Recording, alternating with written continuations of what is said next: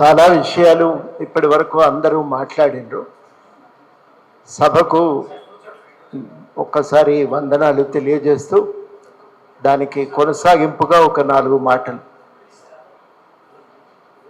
గద్దరు తెలుగు సమాజంలోనే కాదు, హిందీ పాటలు పాడుకునే సమాజంలో కూడా ఒక సాంస్కృతిక విప్లవం తీసుకొచ్చింది. ప్రజలు పాడుకునే పాటలను ఒక కొత్త భావాన్ని నింపి ప్రజలకే అందించి వాళ్ళని చైతన్యవంతులను చేసి, ఈ చైతన్య స్థాయి ఎంత దూరం పోయిందంటే ఆయనను ప్రజలు తమకు అండగా నిలిచే ఒక పెద్ద శక్తిగా చూడటం ప్రారంభించారు. ఇప్పటికి కూడా పేద ప్రజల్లో ఆ భావన చాలా బలంగా ఉన్నది. వరంగల్లో ధూమ్ధాం జరుగుతున్నప్పుడు దానికి గద్దరు అతిథిగా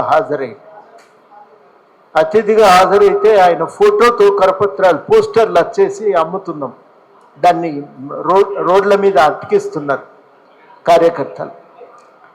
అతికిస్తుంటే మాకు ఈ పోస్టర్ అమ్ముతారా, 100 రూపాయలు ఇస్తామని దారిన పెట్టోళ్ళు వచ్చి అడిగి ఆ పోస్టర్ కొనుక్కొని పోయినారు. అంటే వాళ్ళు కొనుక్కోలే, కానీ ఆ పోస్టర్ వాళ్ళు తీసుకున్నారు. అంత వాళ్ళే వచ్చి చెప్తున్నారు, ఇంత ఆరాధన ప్రజల్లో ఉంటుందని మేము ఊహించలేదని చెప్పి.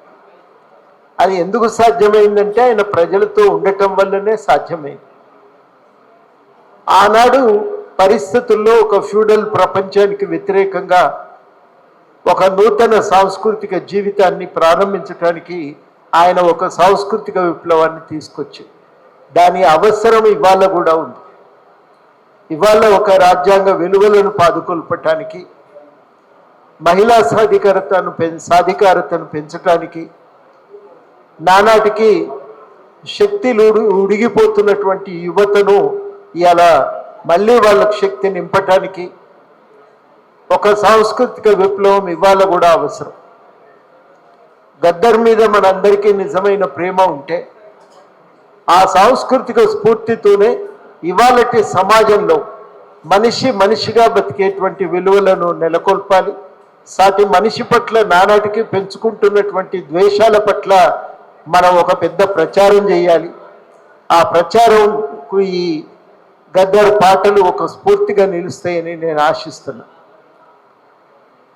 బాబ్రీ మసీదు కూల్చిన తర్వాత చాలా చోట్ల హైదరాబాద్ చుట్టుపక్కల మసీదులు కూల్చింది.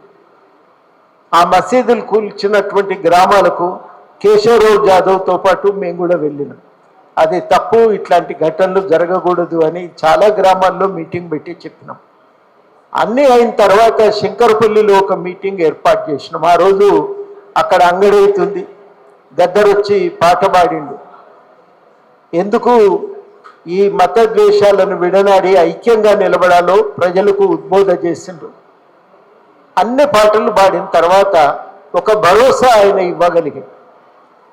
ఇవాళకి కూడా మరి ఈ ద్వేషం పెరిగిపోతున్నటువంటి సందర్భంలో సోషల్ మీడియాను మనం ఇవాళ తెరవాలంటేనే భయం. ఈ విద్వేషమే దాంట్లో మనకు కనబడుతున్నది. మరి ఇవాళ ఈ విద్వేషాన్ని తిప్పికొట్టడానికి ఆ రోజు శంకరపల్లిలో గద్దర్ ఏదైతే ప్రయత్నం చేసిండో ఆ ప్రయత్నాన్ని ఇవాళకి కూడా కొనసాగించవలసిన అవసరం ఉందని నేను భావిస్తూ ఉన్నా. అప్పుడే మనం గద్దర్కు నిజమైన నివాళులు అర్పించినట్టు అవుతుందని భావిస్తూ నాకు ఈ అవకాశం ఇచ్చినందుకు కృతజ్ఞతలు. జోహార్ గద్దర్ అన్న.